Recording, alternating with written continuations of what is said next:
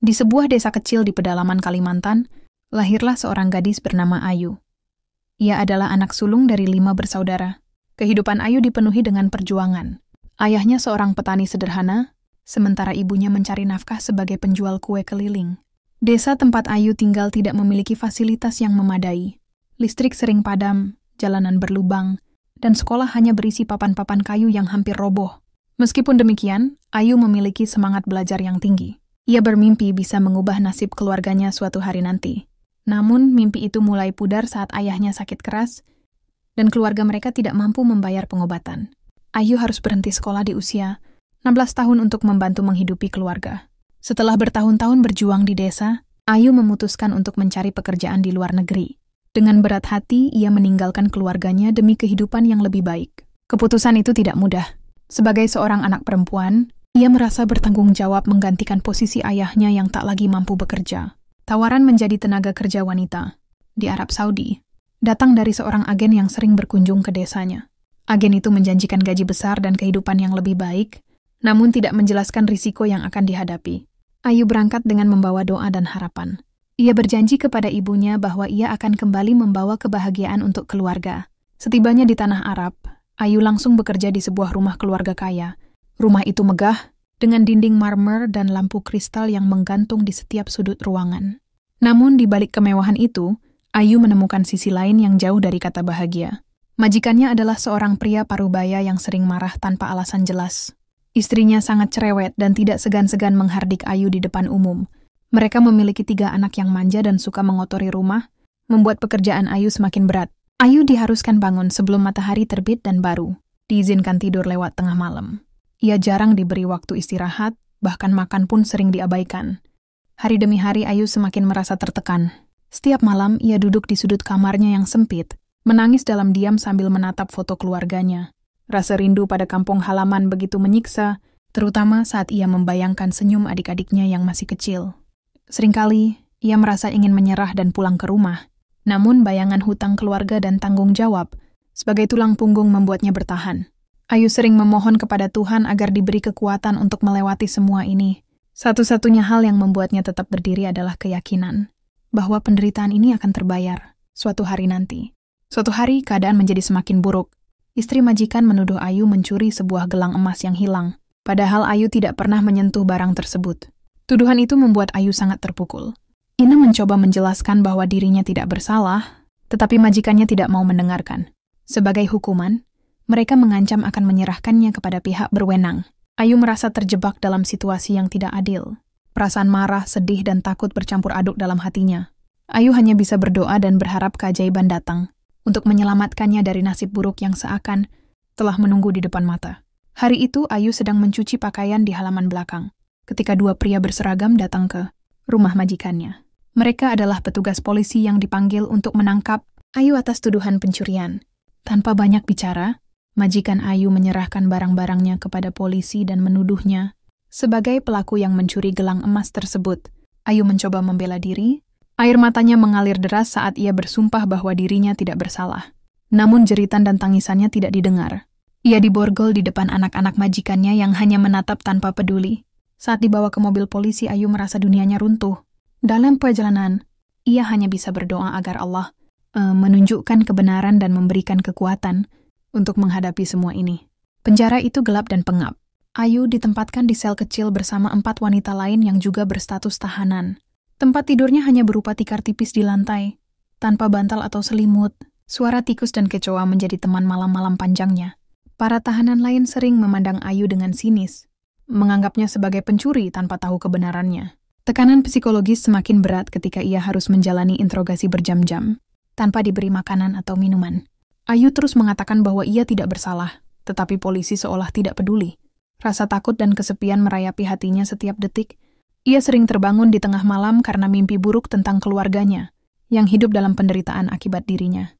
Salah satu hal paling menyakitkan bagi Ayu adalah ketidakmampuannya memberi kabar kepada keluarganya di Kalimantan. Surat yang ia tulis dengan penuh air mata tidak pernah sampai. Ia bahkan tidak tahu apakah keluarganya mengetahui nasibnya di negeri asing ini. Dalam doanya, Ayu membayangkan wajah ibunya yang mungkin sedang menangis, memikirkan keadaan anak sulungnya. Ia merasa bersalah telah menjadi beban bagi keluarganya, Meskipun dalam hati ia tahu bahwa semua yang ia lakukan adalah demi mereka. Ayu seringkali berbicara pada dirinya sendiri di sudut sel, mencoba menguatkan hati bahwa suatu saat kebenaran akan terungkap. Hari persidangan pertama Ayu tiba. Ia dibawa ke ruang sidang dengan tangan terborgol, diiringi tatapan tajam dari pengunjung sidang. Jaksa penuntut dengan lantang menuduh Ayu mencuri gelang emas, sementara pengacara yang disediakan pemerintah tampak tidak banyak membela. Bukti yang diajukan sangat lemah, tetapi hakim terlihat berat sebelah, lebih memihak pada keluarga majikan yang memiliki kekuasaan. Ayu hanya bisa menangis saat mendengar tuntutan hukuman cambuk yang diajukan jaksa. Ia merasa tidak berdaya, seolah-olah seluruh dunia telah bersekongkol untuk menjatuhkannya. Dalam sidang itu, Ayu hanya berbisik, "Ya Allah, Engkaulah hakim yang sebenar-benarnya. Tolonglah aku." Meski berada di titik terendah dalam hidupnya, Ayu tidak pernah berhenti berharap. Dalam setiap doa, ia memohon agar Tuhan mengirimkan pertolongan. Pada malam-malam tertentu, ia teringat akan ajaran ibunya yang selalu berkata bahwa doa seorang hamba yang teraniaya tidak pernah ditolak. Meski tubuhnya lemah karena kurang makan, Ayu tetap teguh menjalankan sholat di dalam selnya. Harapan kecil itu menjadi api yang terus membakar semangatnya untuk bertahan. Ia percaya bahwa keadilan akan datang, meski jalannya penuh dengan penderitaan. Hari demi hari ia berusaha menguatkan dirinya, meskipun ancaman hukuman cambuk semakin nyata di depan mata. Hari yang paling ditakutkan Ayu akhirnya tiba. Ia dibawa ke sebuah lapangan terbuka untuk menjalani hukuman. Cambuk di hadapan ratusan orang. Matahari bersinar terik, namun suasana terasa dingin, penuh ketegangan. Ayu digiring oleh petugas dengan tangan terikat. Wajahnya pucat, tetapi ia berusaha menahan air matanya, agar tidak tampak lemah di hadapan orang banyak. Suara gemuruh penonton yang berbisik-bisik menambah beban mental. Ayu, sebagian dari mereka merasa kasihan, tetapi banyak yang menganggapnya pantas dihukum. Dalam hatinya Ayu hanya bisa pasrah. Ia melantunkan doa terakhirnya, memohon kepada Allah untuk melindunginya dari rasa sakit yang akan ia hadapi. Eksekutor bersiap dengan cambuk besar di tangannya. Wajahnya dingin tanpa belas kasihan. Penonton menahan napas ketika cambuk pertama diayunkan dengan tenaga penuh. Namun, yang terjadi berikutnya membuat semua orang terkejut. Cambuk yang seharusnya mendarat di punggung Ayu berhenti di udara, seolah ada dinding tak terlihat yang menghalanginya. Eksekutor mencoba lagi, tetapi cambuk itu tetap tidak menyentuh tubuh Ayu. Suara bisikan di antara penonton berubah menjadi teriakan kebingungan. Beberapa orang berlutut sambil menyebut nama Tuhan, menganggap ini adalah tanda keajaiban. Ayu sendiri hanya berdiri diam, matanya tertutup, dan air mata mengalir di pipinya. Ia merasakan ketenangan yang luar biasa, seolah-olah ada kekuatan yang melindunginya. Kerumunan mulai ribut, bahkan beberapa di antara mereka memohon agar eksekusi dihentikan. Namun, hakim yang bertugas memerintahkan eksekutor untuk melanjutkan hukuman. Dengan ragu-ragu, eksekutor kembali mengayunkan cambuknya. Tapi hasilnya tetap sama. Cambuk itu seperti terpental oleh kekuatan tak kasat mata. Eksekutor mulai ketakutan, keringat dingin membasahi wajahnya. Ia menoleh ke arah hakim, berharap mendapat instruksi, tetapi hakim hanya bisa terdiam, wajahnya penuh kebingungan.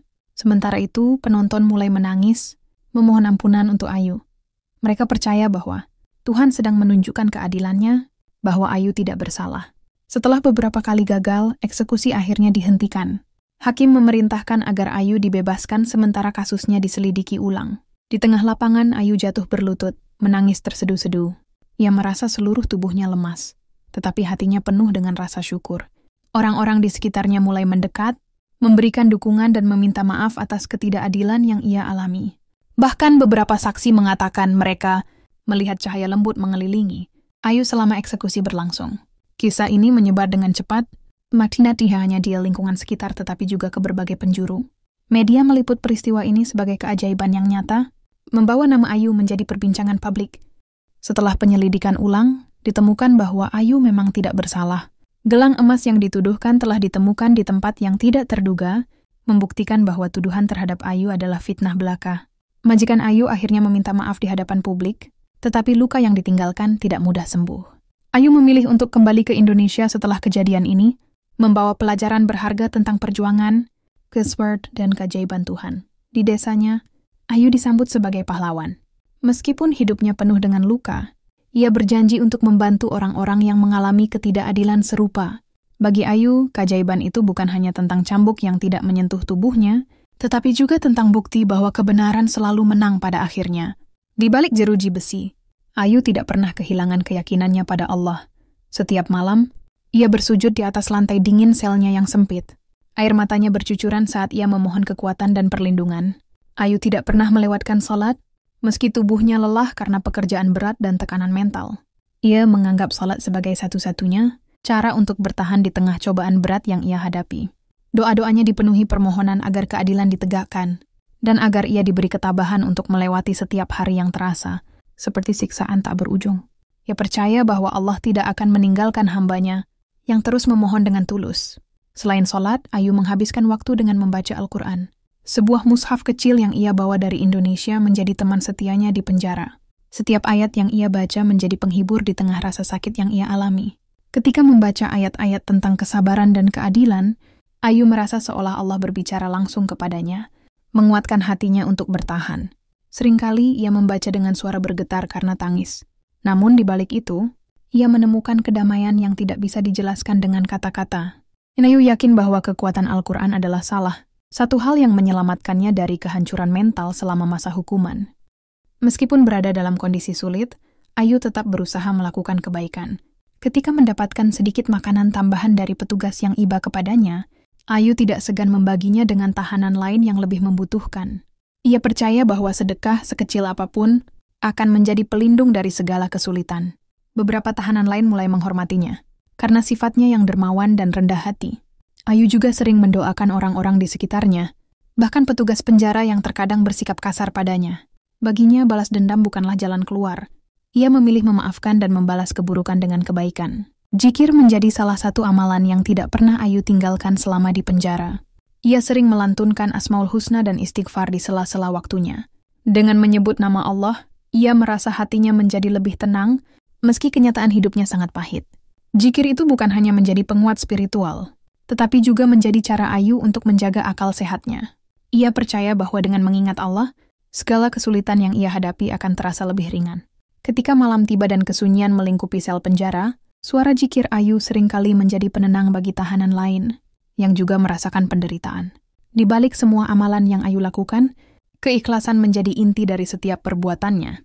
Ia menjalani hari-hari di penjara tanpa menyimpan dendam kepada orang yang telah memfitnahnya. Dalam doanya, ia tidak hanya memohon keselamatan untuk dirinya, tetapi juga untuk orang-orang yang telah berbuat zalim kepadanya.